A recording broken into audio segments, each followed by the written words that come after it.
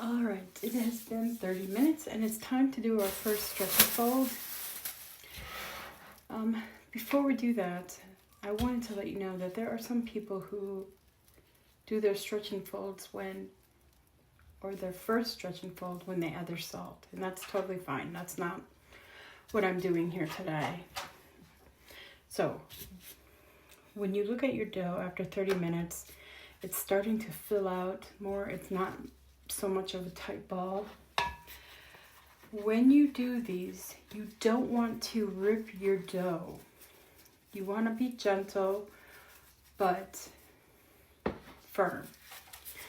Get your hand a little bit wet, and you're just going to move your hand around the bowl just to loosen it up a little bit.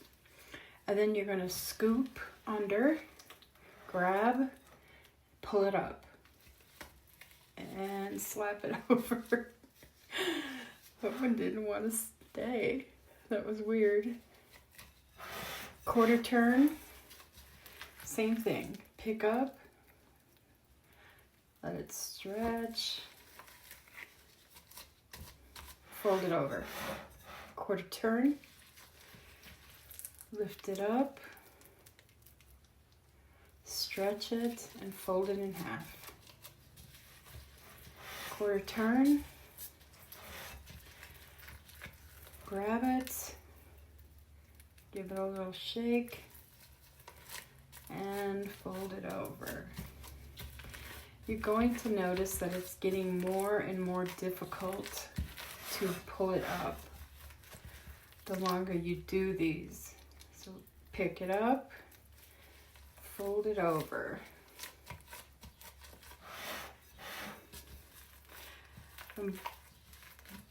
It's getting tougher because you're developing gluten, you're developing strength,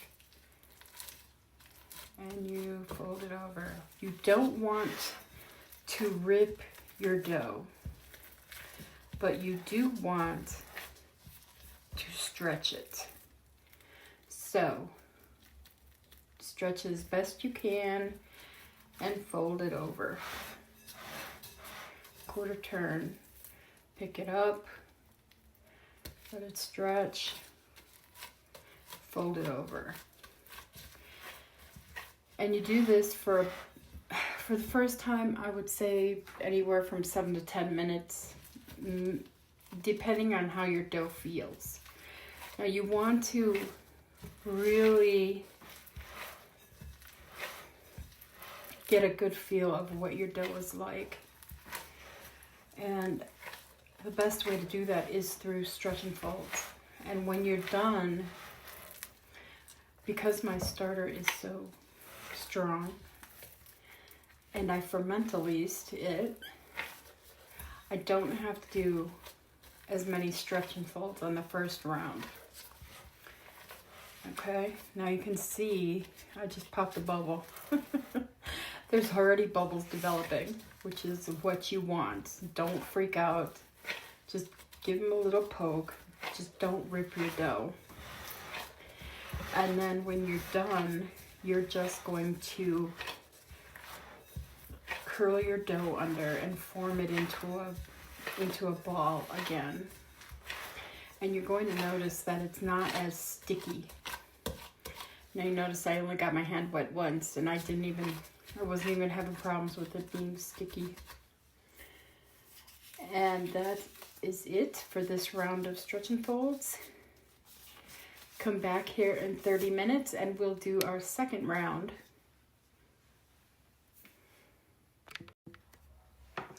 Okay, it's been 30 minutes. Time to do another round of stretch and folds. And you can see the dough is still tacky, but it's not sticking to my hands. I don't know if you can see that. I'm still going to dampen my fingers a little.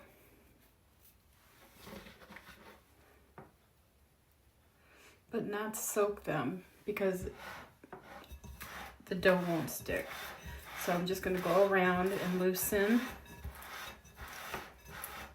And then I'm gonna reach under, lift up, and fold it over. Quarter turn, reach up, reach under, lift it up, fold it over.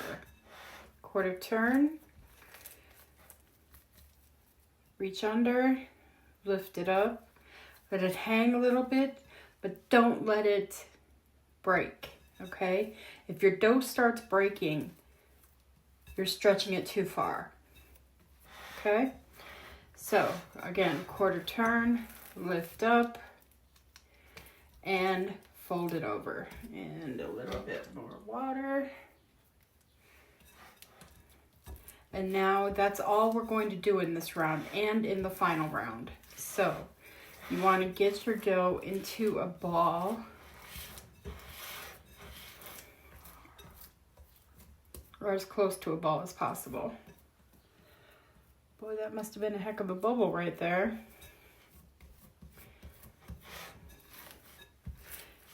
And you're going to find more bubbles.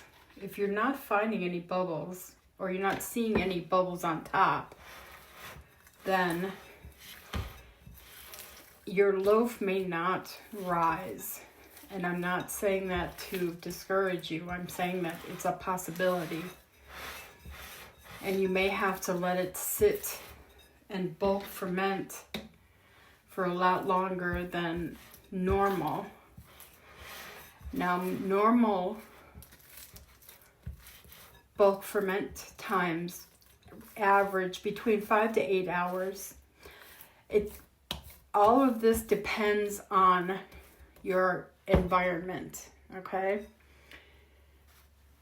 If you have a warm, dry house, it may not take as long for your dough to ferment. If you have a colder house, you may take the whole 8 hours. It may take you 10 hours to bulk ferment. It's all dependent on the environment, okay? As I mentioned, I live in a high desert climate, so it's warm and dry this time of year. So it doesn't take as long for my dough to bulk ferment. Now, speaking of bulk fermenting, once you're done with your last round of stretch and folds, which will be in 30 minutes,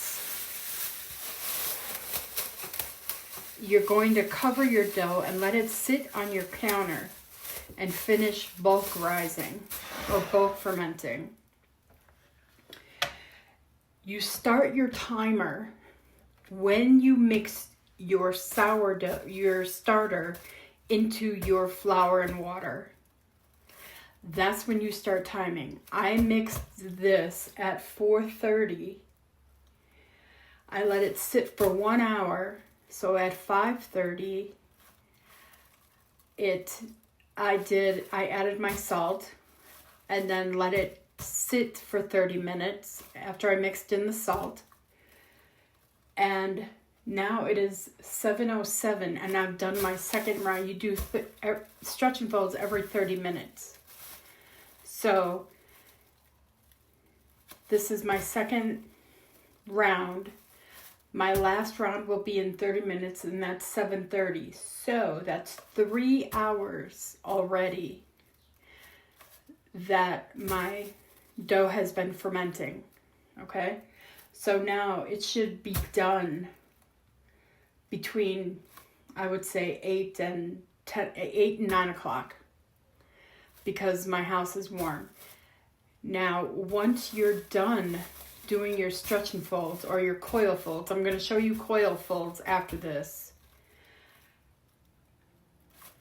I am going to put mine in my oven and turn the light on. Even though it's warm and dry here, it still gets chilly at night, and it's only 7 o'clock in the morning, so it's a little bit chilly still. So I'm going to put it in the oven with the light on and let it finish bulk fermenting. I will check it at probably 9 o'clock and see how it's doing. So keep that in mind, and I will see you back here in 30 minutes for your final round of stretch and folds.